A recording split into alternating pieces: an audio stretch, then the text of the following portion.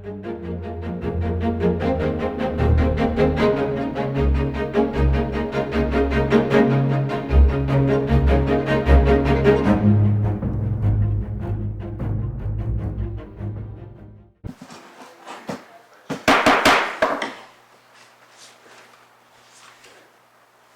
evening. My name is Kathy Stanley Galvin, Mayor of the Town of Stoneville. On behalf of the Town of Stoneville and myself, we thank each of you for joining us this evening.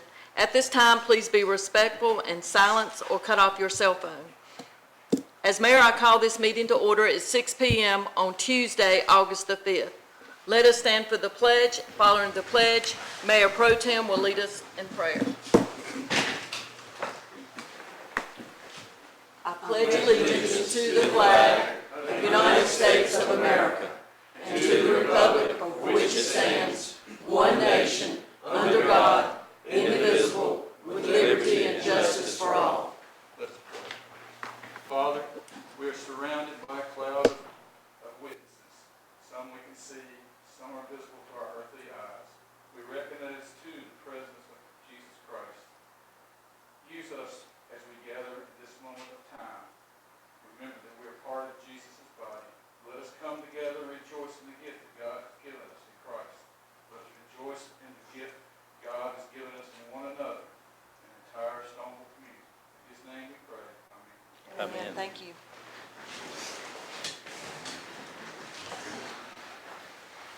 Do I have a motion to approve the minutes? It will be approved in the special meeting we had on July 27th, the regular meeting on July 1st, special meeting we had on July 22nd. Do I have a motion to approve?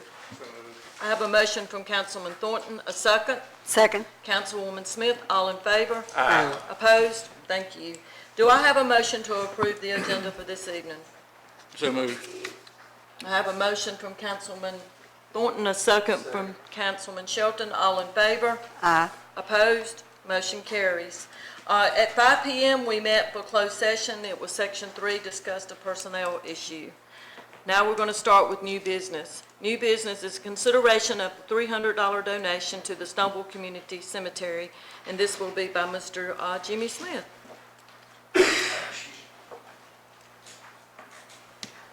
Thank you for your time. I'll be brief, and I appreciate you taking the time to listen to what I have to say. My name is James Smith, and I'm part of a volunteer committee that's helping to restore the old Stoneville Cemetery. And it was a bigger project than what he thought in the beginning, you know, to pay these companies to come in and find unmarked graves and so forth. So we thought it would help if we could ask the town of Stoneville if you could somehow help us with this project with a few dollars and help us to offset some of that money that we're spending to make this project go good, because we feel like it is something important to the people that passed on before us that left us so much. So I would like to ask you this time for $300 donation if you can, or more if you can spare it, to help us with this project. And that's basically what I have to say. Can we get that approved? Sure. Do we have a motion? I'd like to make a motion to approve a $300 donation to the Stoneville Community Cemetery. So you have a motion on the floor from Councilman Shelton. A second? Second. A second, Councilman Thornton. All in favor? Aye. Opposed? Motion carries. Okay, thanks a lot. Thank you for your And I have to time. rush to another meeting, but thanks for your time. Thank you. Okay. Next is the Stoneville Elementary PTO fundraiser proposal, and this is going to be presented by Ms. Michelle Hernandez. Good evening. Thank you for your time. My name is Michelle Hernandez. I am the Stoneville Elementary PTO Secretary. As a PTO, we are excited to propose a colored fitness run, a vibrant, family-friendly event designed to bring joy, raise funds for our school, and most importantly, bring our entire community together. Participants will enjoy a casual walk or run, if they so choose, through a designated course while being playfully showered with bursts of color powder. It's a celebration of movement, unity, and school spirit. More than that, we want this to be a day where our whole town shines. Now, we want to do this for our community. We'll want to bring together people from all ages, our school, kind of reaching out to the community as well, celebrating what makes our town special, showing off what our small town can do as we come together. The support that we're wanting to request from the town to make sure it's smooth and a safe event for everybody involved is route approval, DOT road closure requests, police presence and traffic controls, fire presence, first aid we're trying to get some volunteers just so that in case somebody, falls, breaks a knee, that kind of thing. Advertisement, parking areas. The PTO will take care of all the event planning, registrations, the color packets, waivers, and volunteers. We'll take care of the communication with participants, route setup, and then safety procedures. This colored fitness run is more than a fundraiser. It's a statement of what our small town can do when we come together. It's a chance to laugh, connect, move, and create a shared memory that reflects the heart of our community. Thank you for considering this opportunity. We look forward to working hand in hand with you to make it an amazing day for everyone. And I also have a handout of some information, tentative dates. We don't have anything locked down yet. We just want to see participation. So you're looking at that day to do it and then close the streets, Yes. right? And so it'll be people in the back, like coming up to make sure everybody's, Yes, there'll be somebody at the end. We'll have lots of volunteers to make sure that everything runs smoothly. We already have lots of people who have said that they would help in any capacity, especially from the school. We're waiting to see kind of the involvement to see if we needed to reach out for more people. But Question, I'm assuming that date is March 28th, 2026? Yes, ma'am. Okay. Sorry about that. And like I said, it's tentative. It was just with the way the school calendar is, we were hoping for March because April's very busy with spring break and then prom, and then May's the end of the school year, so that gets very busy. And maybe with the weather, that'd be nice. It wouldn't be too hot, wouldn't be too cold, hopefully. But that's just a tentative date we're looking at. so what you're looking at tonight is just to get the town's blessing and approval. Yes. To have staff or the police department to be there to Yes, help and assist and you. we've already had conversations with Chief Dixon, so that we could have an approval of a safe place or a safe route for us to go through, make sure that we are thinking about the residents that live in that area, businesses as well. We're hoping to contact, people in the community to get as many people who would like to help with this and get as many hands-on that kind of thing as Right. possible. Okay. And Becky, you're good. I'm good. Good. It was great. It was a great meeting. Very good. We need to make a motion. Yeah, you can make a motion to move forward. I'll make a motion that we move forward with supporting the Stoneville PTO with the March of 2026. So we have a motion from Councilman Palmer. Do we have a second? Second. Councilwoman Smith, all in favor? Aye. Any further discussion? Opposed? Motion carries. Thank you. Thank you. Consideration to adopt Ordinance 0-2025-02. This is going to be amending the Town of Stoneville Code of Ordinances, Chapter 91, which is Fire Prevention and Protection, Section 91.04 Fire Prevention Code. And I guess this would be presented from,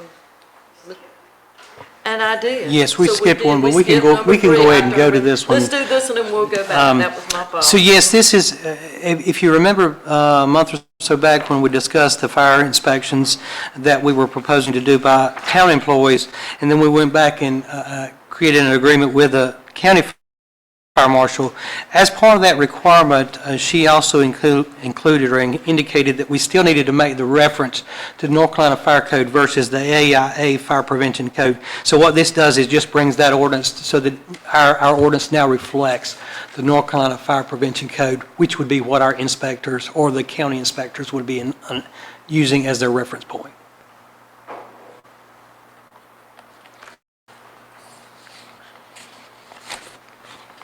Any questions? I'll make a motion that we approve the recommendation of staff concerning the fire code ordinance. So we have a motion from Councilman Farmer, a second. Second. Councilman Thornton, all in favor? Any further discussion? All opposed? Motion carries. Now we'll do number 3, which is the consideration to amend the personnel policy. which is Section 32-080, and its compensation. Yes, Council, the primary revision here is more of a procedural thing relating specifically to the police department. As part of the requirement for the police department, they have to have full certification as well as being duly sworn, according to our policy, to be considered full-time employees. And so what this minor adjustment does is simply allows us to know what compensation we will be giving when a part-time and/or full-time officer that hasn't been sworn in would be compensated.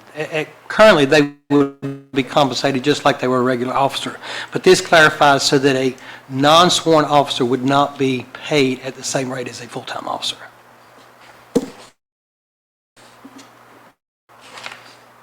And I'll defer to Chief Dixon if she wants to comment any on that. No, I've read it and I'm good with it. Because, we often have to wait for the state, and this allows for that lapse when we're waiting for the state to come in, and they would get paid as a full-time officer. Good. Any further discussion? The only question I have, so what you're doing is between the time you submit the paperwork to the state Yes. and the state approves it and they're sworn in, Yes. so you may initially go ahead and hire those folks with the understanding that once, They will become full-time once the state says yes. and they'll get the full-time pay, but they'll receive the part-time pay until the state approves Yes, their, sir, that's correct. that's fine. I'm okay with that, I second that. Do we have a motion? I'll make a motion that we approve the amendment to the personnel policy, section 32.080, concerning compensation. So we have a motion on the floor from Councilman Farmer. A second? Second. A second, Councilman Shelton. All in favor? Aye. Any further discussion? Opposed? Motion carries. Next is a consideration of quotes to renovate the Financial Services Building at 103 South Henry Street. And at this time, we're going to make a motion to go into closed session to discuss something.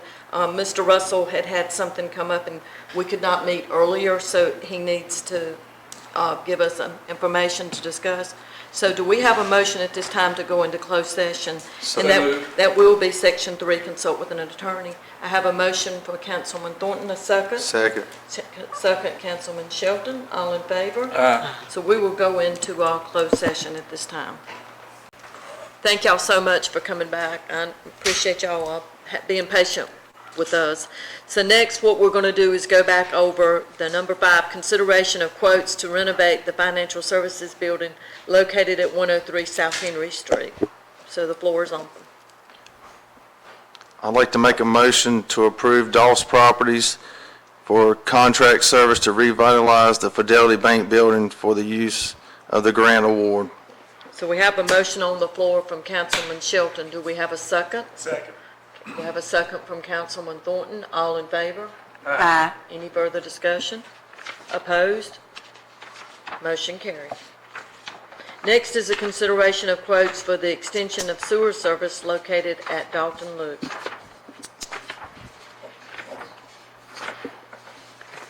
we have any discussion? Yes, Council, you're presented with 3 bids. I'm not sure why Mr. Curry is not here, but 3 bids for a service that is required based on the homes that will be placed there, so we will have to do a sewer extension project in order to connect with the Stoneville sewer system, and I will entertain any questions, and I will try to answer if I can. I looked at these bids, and according to what I'm seeing, the bids are different in terms of the kind of work they're going to do in order to give this facility, this area, the sewers. So I'm wondering, are we comparing apples to oranges here? Because the lowest bid also tells me that it's the least work, that it's the cheapest, if you will. I'd like somebody else's input because I'm not really that familiar with doing sewer, but I do know they look very different. Yeah, there's a lot of question about, he's going to pour a concrete bottle. The other quotes talk about a precast manhole. It doesn't say anything about him boring or if he's going to open cut. It's a NCDOT road. Is he going to put it back to state specs? It's a lot of question to that, the lowest bidder. Well, it doesn't look like he's gonna do anything. It looks like he's gonna dig down. That's what it says he's gonna do to existing manhole. And then he's gonna go 255 feet. Yeah. I have a problem just because two of the quotes are really, really close, and then we've got one. And I guess when we put out this particular item to have the work done, if we present written specs to them on what was going to be done, what I'd like to see when we put things out for bid or trying to, we should have a list of items that we want done, and then everybody should be bidding on the same item and the same work. That way, it can't be any confusion when you award the bid. Right now, I don't, what we may order the low bid here, they may be thinking about something totally different than the other two. That's what I'm thinking, because the other two are closer to, one of them's 33 and one of them's 59. So, I mean, it's from 14 to 59, that's a wide gap.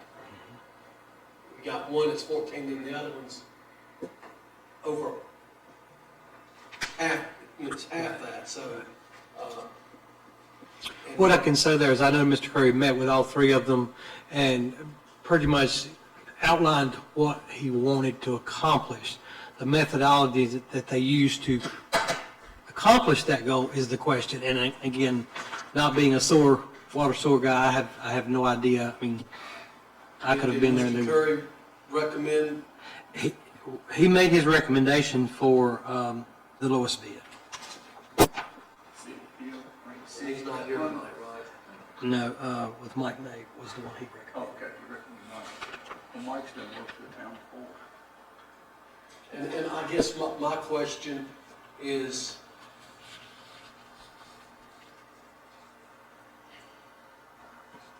that this person is not relying on city labor or city equipment to get the job done, right?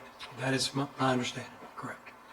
So I know in the past, he may have had to use city labor or city equipment to get things done. Does that make sense? Mm-hmm. And to me, if he's having to use that, that needs to be part of the bid, because we're having to pay Correct. for the equipment for pay the staff to do that. Mm-hmm. So we don't know if that's happening, or do we?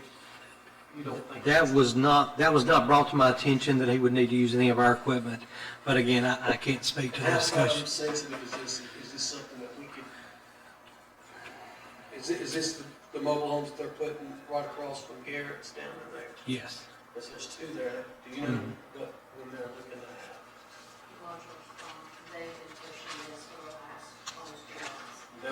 They're wanting to see her in. I'd like to ask, does this vendor have the required insurance? 1 million. Yes. Yeah, that's what I'm asking. I have a question. If he's open cutting a trench across the street, why is there not an item here for asphalt? I mean, is he going to fill it back with stone and we're going to drive on stone for a year on a state road?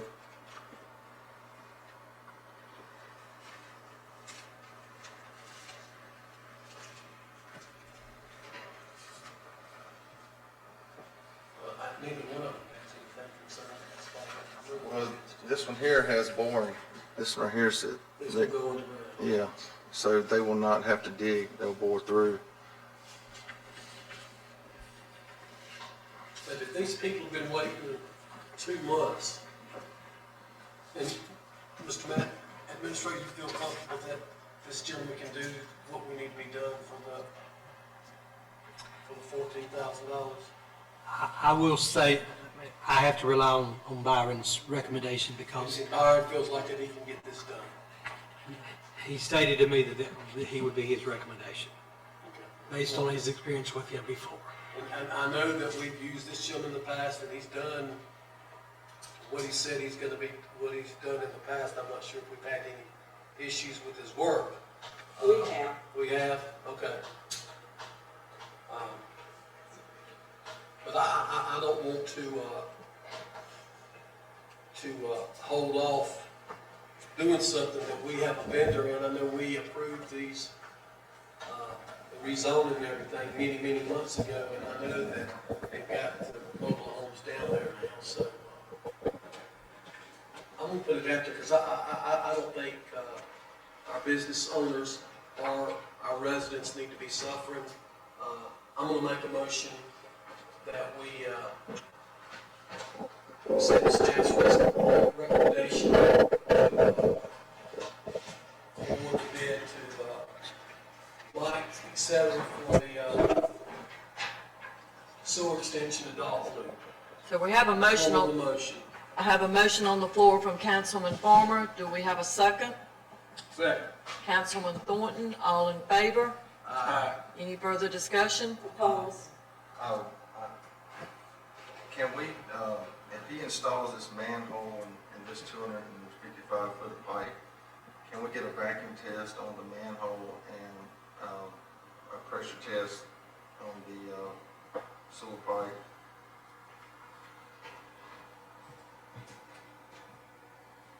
Does he need to write that down? Is that what you're saying? That needs to be part of? It needs to pass the manhole, if he's going to set a concrete structure and pour a bottom or whatever he's doing, I mean, the way it reads here, he's going to pour a concrete bottle, he's going to pour a structure. I mean, is he going to put reinforcement? Is it going to collapse? I mean, we need I'm to, sure the state has standards that any water and sewer that goes in, there's state standards that have to be met, and I'm sure that whatever's put in, the town staff will make sure that all those items are at specifications that are required by the state. but who's going to stand there and verify the quality control?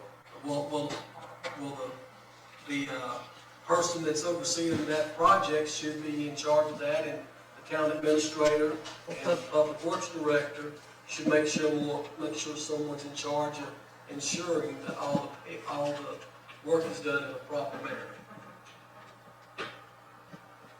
So we have a motion on the floor from Councilman Farmer. We have a second from Councilman Thornton. We got you all in favor? We have one opposed? Two opposed? Mr. Bennett? Yes. What, I didn't hear you. I'm good. So you're good. So we have 3 yeas, 2 noes, motion carries.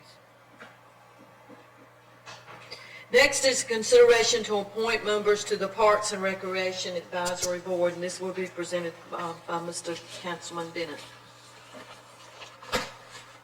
Mr. Sand, you want to lead in? So basically, council, this is just, we have 6 members and 2 alternates that are going to be recommended based on skills and abilities that they're going to be able to bring to the Parks and Rec Advisory Board.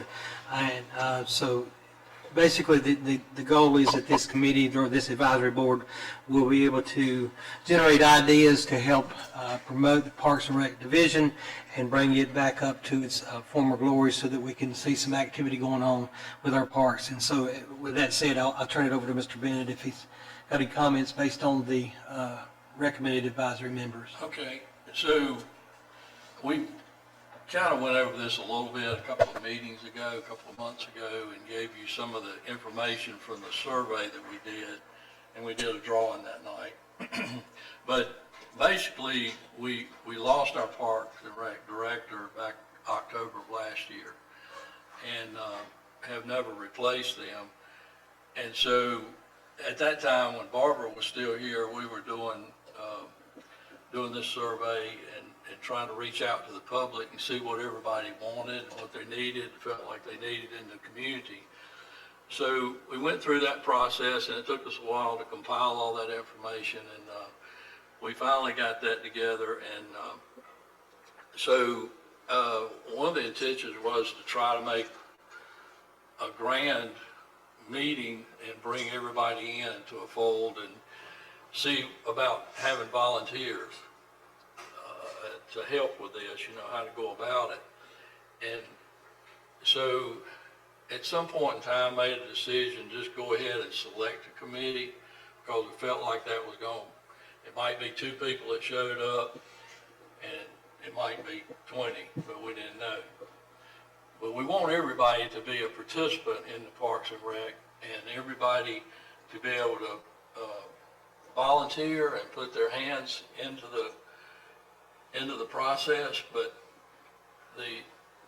the way we're going to do this, if it's okay with the council, and it's entirely up to their approval. But I've run all this by Mr. Sands, and he's okay with these people that I've talked with. But I think we've got a great group of candidates for this advisory board, and these people are not going to be selling hot dogs, and raking the field, and for baseball games and stuff. These are business people, and hopefully it's going to be a collaboration of these people that help us to set our vision off in the right direction, to give us a great Parks and Rec community here. It's been suffering and on the back burner for a long time. When I came on the council, I don't think anything, I don't want to offend anybody, but it didn't look like anything had been spent down there in 8 or 10 years. And it was, so we tried to revitalize that park and do some things down there. But we've got 6 is what the bylaws call for in this committee, and we've also got 2 alternates on here.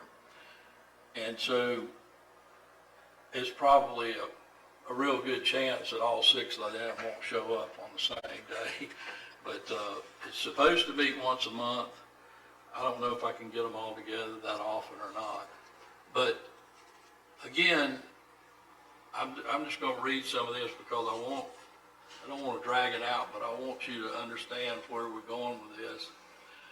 So we're proud to announce the candidates, and I really believe, a lot of colleges or athletic departments would be proud to have these people on here for guidance. Our candidates for serving on the Parks and Rec Advisory Board, these candidates are selected and have agreed to serve. Members will serve at the pleasure of the council without monetary compensation. All of these candidates are highly qualified and respected in their field of vocation and service to others in their walks of life. All these individuals will work together in collaboration throughout the community or the committee, and with others, they may be able to reach out and help in any way possible. For example, one of them is Mrs. Pruitt, who's a principal at Stoneville Elementary School. And she's already got a couple of people on her staff, that she said that they would be willing to help and do some things. But first, I've got these in order, so I won't leave anybody out. But Ed Brown is one of these candidates. He's been a lifelong resident of Stoneville and established his business here and has provided many jobs and opportunities for the townspeople. He's one of our largest employers in Rockingham County. Mr. Brown has also been very generous in contributing financially to the recreation of the town over the years, enabling many sports teams and individuals to participate. Mr. Brown also resurfaced the entire gym floor at Stoneville Elementary, where he plays sports. You guys get a sense of humor on some of this now, but I played with it. While in school at Stoneville High School, Southern Finishing was selected to be a part of additions and upgrades to Cameron Indoor Stadium at Duke University. His company was selected to do this, and it's a beautiful stadium. He was deadly shooter from the corner for Stoneville High School, state champion, runner-up in '69. And I believe he has an employee or an associate that just went to work for him for Southern Finishing that played on the state championship for Stoneville. So some of you probably know who I'm talking about. But he's, very sports-minded and at one point in time, he was subsidizing our Parks and Rec guy personally. And most people, I didn't know it until I got on the board, what was going on. The next was Bob Bailey. Mr. Bailey's a retired athletic director at Michael High School, the head football coach, and he's lived in Stoneville for the last 30 years or so, since leaving South Stokes High School as a head football coach. Before leaving there, he was offensive coordinator for Elon University. Before coming to Elon, he was coordinator for Kansas State. Mr. Bailey was a graduate coach and played quarterback at East Carolina in the early 70s. Mr. Bailey has since retired, but he volunteers a lot for the high school. But Michael is coaching with the offense, and Bob has 3 grandchildren that lives within walking distance of Stoneville Memorial Park. Mr. Bailey has a wealth of knowledge in the sports arena, having been an athletic director. He will be a great asset as a volunteer spokesperson, as well as his family and associates he has met in the schools over the years. One of his best friends was a center for the New York Jets that snapped for Joe Namath back in the old days, and he was hired to open up the football team at Coastal Carolina. And this guy his job was to go out and raise $10 million in 6 months to start the football program at Coastal Carolina, and he did it. But, this is what we're trying to do with these people, trying to make some things happen. Pastor Moore, the first person I talked to, is a minister of Sharon Baptist Community Church and a shaker and a mover in the community in public affairs, and has already made a difference along with his church body. Pastor Moore, along with his church and years of planning and collaboration, revitalized and brought back to life the old gymnasium and cafeteria, making a state-of-the-art facility. Just recently, a basketball camp was held there in the community center this past weekend. Pastor Moore was very excited about the opportunity to make more things happen in our community with our youth. Pastor Moore believes there's a great need for more activities for our youth, our young people, and to do it in a faith-based environment is extremely important, in my opinion. Can I say that? Mrs. Pruitt, who's the Stoneville Elementary principal, she has long tentacles, because she's she's a business person, administrative background, who also played sports in high school for the legend W.A. Wall coach from Bethany and Rockingham County High School. Ms. Pruitt's our biggest connector to our local youth, while she supervises the teaching staff and oversees safety of 400 approximate children in our local school. Ms. Pruitt has a wealth of experience and knowledge of organizing and delegating to fundraise for events and activities. Anyone who knows schools have the ability to fundraise with the best of everyone. Ms. Pruitt will be a fantastic asset to our board with her outreach in the community. Jerry Smith. Mr. Smith has served on the council before and headed up as a council liaison for the Parks and Recreation. Mr. Smith has extensive knowledge of sports and athletics in the Stoneville area and surrounding community. Mr. Smith coached briefly before going into the insurance business. He will bring lots of knowledge into the sports arena, having been certified in health and physical education through college. Mr. Smith coached his son, who later went into the ranks of college playing in basketball, and his brothers, they also played college sports, and I think one of them actually tried out in the major leagues in baseball. Mr. Smith loves Stoneville, where he grew up and lives in the home place on Main Street. His family comes from a long line of excellent athletes, and Mr. Smith connections will enable many opportunities to grow our recreation back to where it belongs. Last, David Price. David played on the runner-up team as well, played in the state championship runner-up team in '69, went on to play college ball at Winston-Salem State for Big House Gaines. Mr. Price later came back and was associate head coach at Stoneville High School when they consolidated, right before they consolidated Madison Med and Stoneville. And before that, or after that, he left and went to Dudley High School to coach state championship teams with highly recruited collegiate players that were standouts at UNC Chapel Hill. Mr. Price just recently completed a youth camp in Sharon Baptist Outreach Campus. He's been a coach, been Coach Price as long as I've known him, since high school. His son is also a basketball coach following in Mr. Price's footsteps. I think he's the head coach at Moorhead. And Mrs. Price has been a career-long teacher at Stoneville Elementary. I think she's retired now. But he knows a lot of people, and he knows how to get things done. I didn't get around to writing any bio on Mr. Avis, who is he had agreed to serve as one of our alternates.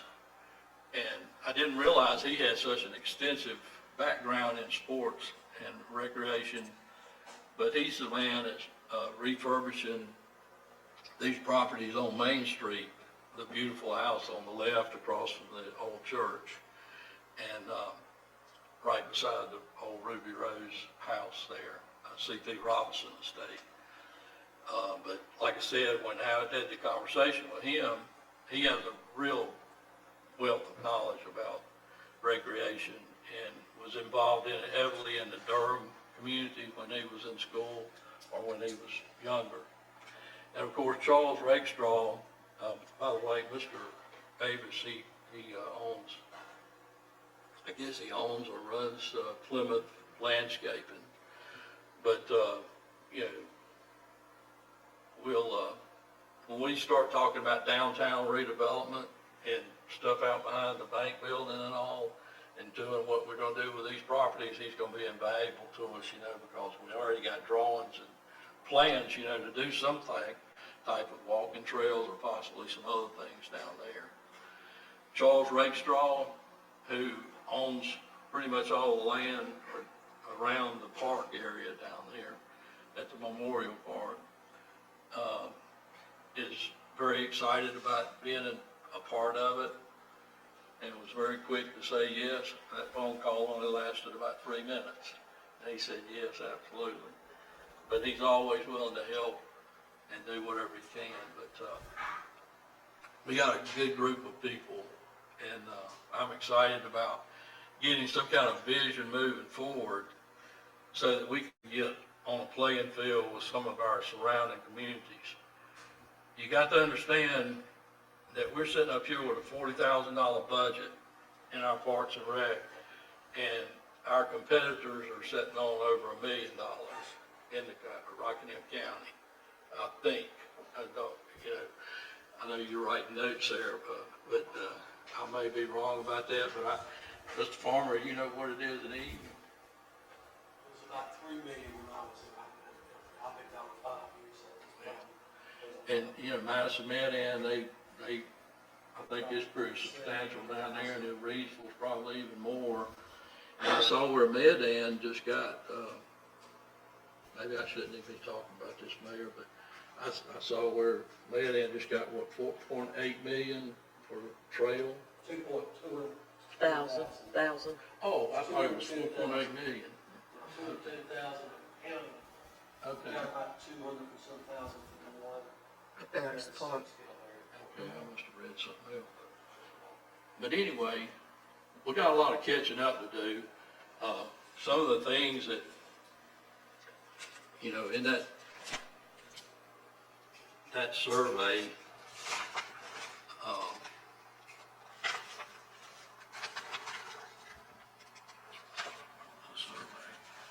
right here. So the takeaways and action items were increase awareness and engagement.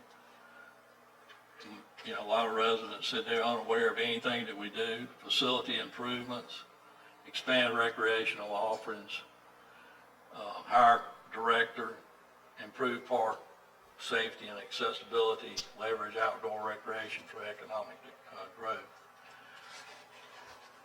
But,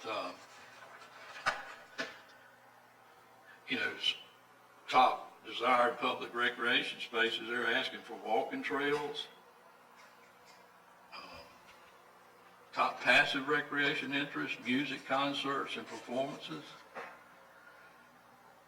You know, these are like 75% area, and, you know, youth programs, they're percentage-wise down the line from that. But I will say that I've reached out to 2 or 3 different people that coach softball, different people that want to start leagues. Right now, we're allowing through the town, and, you know, Delia and Shannon kind of help manage, you know, that calendar and everything, but I think a lot of people are able to go down there and use the facility pretty much anytime they want to, and seem to be going very well. It's not like the doors are just shut and they can't go use it and utilize it. But as far as anybody on staff that's, you know, putting up flyers around town and saying sign up for T-ball, I mean, that's not going on right now. But there's a lot that's going on in the community that we're in competition with, and bringing those people back into the fold again is going to be a high accomplishment when they've already signed up their kids to go other places and all. So anyway, just keep us in your thoughts, you know, when we're trying to put all this back together, and hopefully this will work. The last time, I think, Mrs. Smith, you might have been on that committee, but there was 2 or 3 of us on that recreation committee, and they were all doing different things, you know, like 2 or 3 of them buying T-shirts from different teams, and we didn't really have real good control. But this is more of people, hopefully, that can set a vision and make things easier for the town employees, and make recommendations to the council so that we can have some kind of foothold or leverage in our budget process, because we just can't do it with $40,000, guys. We can't even hardly keep the grounds up down there for $40,000. So that's all I got to say. Thank you. Thank you. Thank you I very make a much. recommendation that we, a board committee was asked to do by Mr. Bennett to the Parks and Recreation Advisory. You making a motion? Yes, because I think we need to. So we have a motion on the floor from Councilman Farmer. Do we have a second? Second. Councilman Shelton, all in favor? Opposed? Motion carries. Thank you, Kurt. We have no old business. Next is public comments, and first will be Mr. Roger Hodge. I know, I knew that, it just did not want to come out. And if you can stand up there, and if you don't mind, just tell us your address to begin with. Thank you, Roger. Like y'all know, I'm Roger Hodge. I live down on King Street. I've been having a problem with water. Flooding my backyard, the side yard, flooding everything, basically. I brought y'all some pictures of what it looks like when it's flooded. Time apart for me. This ain't no sense in it. That ditch, that pipe, got up here about 2 months ago. that's dumping millions of gallons. Like that last real hard thing we had, it floods it out, my whole place, my building, basically, water all the way around the backyard, and go out in the backyard. After that, 2 or 3 days later, I still iron up that deep in the water. And he was in, that'll be it, all I'm wanting.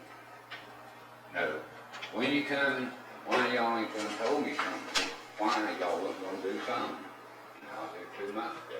Did no one come down? Ain't nobody said nothing about it.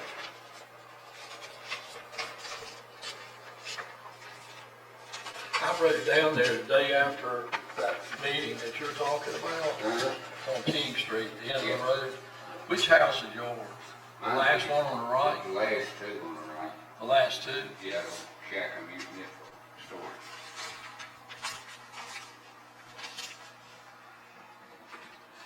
But there's nobody down there. So, Bill Lester and myself, we did go down there and speak to Ms. Hodge and walked up and down the line. Mr. Lester did have some recommendations, but he said he was not fully assured that that would correct the problem. He wasn't sure whether the pipe being installed was the cause or if there was something else going on there. I mean, we can follow back up with him, would be my only recommendation at this Well, point. I've been there 10 years, and that flooding ain't occurred until that driveway got put in up there. The water runs straight down the driveway. If the driveway would have been put up on a hill or in a place lower than that road where that water could have been maintained, it'd been one thing. It wasn't. It was right in the valley. Every bit of the water comes from both sides, everywhere, and right down the driveway. Right out into the road, right across the road, into my neighbor's yard. It's done good, my tomato patch. I love the farm. I'm a farm, grown up farm. Tomatoes, they're rotting on the vine because it's drowning. My neighbor's the same way. One of those pictures shows up the road. That's where he lives, right above me. I'm tired of it. I really am. You know, taxes went up last year over $500. I'm looking for a place in Virginia, and I love Stoneville. I've always loved Stoneville. When I was a little bitty kid, my doctor's office was right over there, and my daddy would always race with the truck. I call it racing. I was a little bitty fella, and I just took up that, he could outrun that train. He probably wasn't running 15 miles an hour, but he just couldn't. So, Mike, Town Administrator, can you have, give Mr. Lester and Byron Curry, as Public Works Director, go out and find out, see what we can do? I'm sure Mr. Lester will probably be the one to let us know, but if, you know, one of our responsibilities is water runoff. You know, we're supposed to manage the runoff, and if it's being caused by a homeowner, then that homeowner is responsible for the runoff. So we need to look into it and try to help this gentleman out if we can. Well, And I'm sorry, I didn't. Well, you're right about that, but the ditch, that pipe is the problem down there.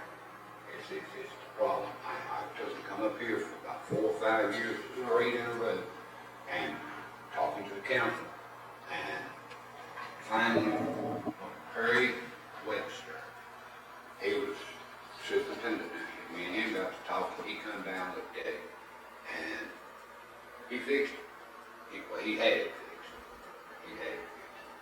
And guy Mark was on the maintenance crew, head maintenance crew or whatever. He was trying to get me a pavement, driveway, the road paved. It's been over 40 years since that road's been paved, and it's chunks and holes and knocks. I go out there and mow the grass out of the road and all the cracks and stuff where the road's cracked. And a place up there on the right coming down, right past the driveway before me. And I guess the trash truck over the years has run out of the valley, and it's just like a ditch. It brings the water right down, dumps it in my front yard. But I ain't worried about that. I'll deal with that. But when it's something killing my garden, stuff out of Well, we'll get an engineer out there, and hopefully we'll figure out what's going on. And if we can we get back with him within the next 30 days and let him know that we are working on, trying to work on something? Not just say we're gonna do something, but somebody contact him and let him know what's going on. That way he'll know, have some idea of what we can and can't do. That way it's not, we'll say we're gonna do something and then nobody comes after us. So this way, Yeah, well, I mean, I just didn't know what was going on, you know. Right. I was concerned nothing was going on.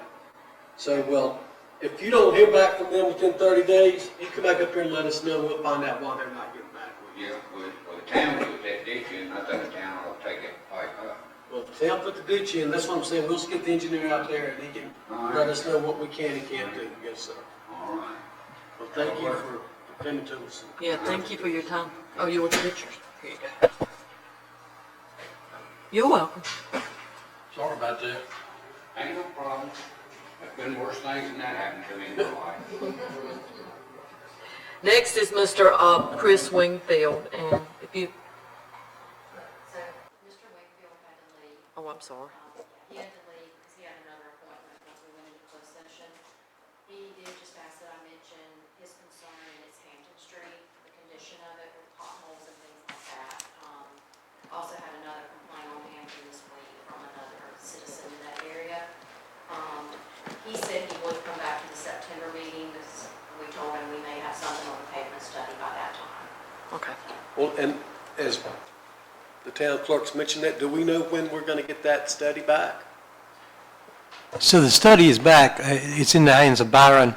He was reviewing that and having to run, basically looking at where the water and sewer was going to go in the next year and a half and trying to determine which roads would be the appropriate ones to pave that's not going to be affected by that project, because he didn't want to pave and then come back, down the same road and tear it back up to replace it. I'd like to put a rush on that paving thing, because I know we budgeted $500,000 for road work in this town. Right. And you only got about 4 months left for this till January, because come December, you're not gonna be able to pave anything again until about March or April. So we should have already put something out there. I know we've been waiting on this plan. And when I asked Byron about that last week, and he said that even the best laid plans, we're probably looking at 6 months scheduling the pavers to be able to get to it, just because most of the ones that he has used in the past are booked up that far in advance. We need to look for others. We need to find other folks, we need to get a turnkey project on the roads that we want to do, and we need to put out a formal bid request to have them come in. And when we knew back in 3 months ago that we had approved this $500,000 for the budget, we don't have to wait for the budget to be approved or for July 1 to come to put stuff out for bid. As soon as the council says the budget's ready to go, we can start getting bids and everything, and then we'll award those bids to take place when your fiscal year starts, which would be July 1. And I think there's several things on the plate right now that we approved back in June for the budget. It's August now, and I haven't seen any of the stuff done. So we need to make sure that we get on top of some of this stuff and get these things done. Well, that King Street that he was talking about, I don't think anything has been done to it in 50 years. I mean, I rode down there, I don't even know how the trash truck goes down and comes back out of it. But who decides which roads we're going to pave? So Mr. Curry's plan is to make a recommendation, 2 options, and then present it to the council for determination, and then see if there's any roads that you want to address and replace the ones that are there. So he is trying to pull together at least 2 proposals that will come to you guys, and then you will make the decision on which roads. Well, this guy's been up here, I know, at least 3 or 4 times. Right. And again, I did personally, I went down there when it was raining hard, then I went down there with Mr. Lester and one of his engineers, and so we had a discussion, but again, he was not confident that simply removing that pipe would address the problem that we observed while it was raining.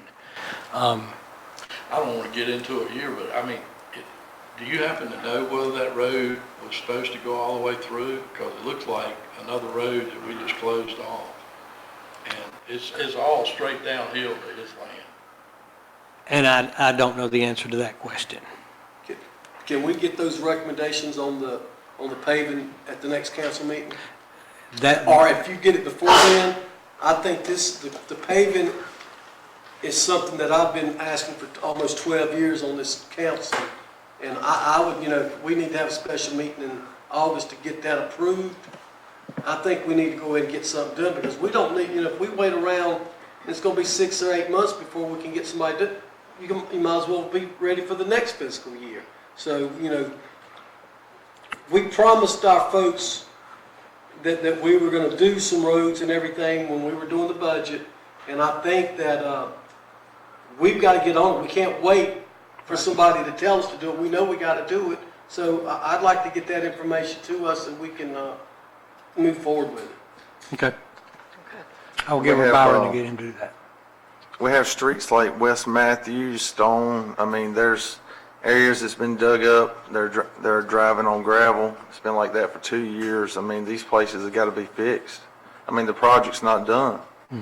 So, we need to do some repairs too. I mean, we need to pave streets, but we got to fix things that we've worked on 2 years ago. And there's other streets, not just those two. There's areas that need to be fixed. Next is the town administrator report. Other than what was discussed, I don't have any additional information at this time. Thank you. This is going to finish up our meeting for this evening. The next meeting is on September the 9th. At this time, do I have a motion from our council? We're going to go back into closed session. Closed session at this time will be discuss section 3, consult with our town attorney, and section 3.6 personnel. So at this time, do we have a motion to go back into closed session? So moved. All right, so I have a motion from Shelton, a second from Farmer, all in favor? Opposed, so now we're going back into closed session.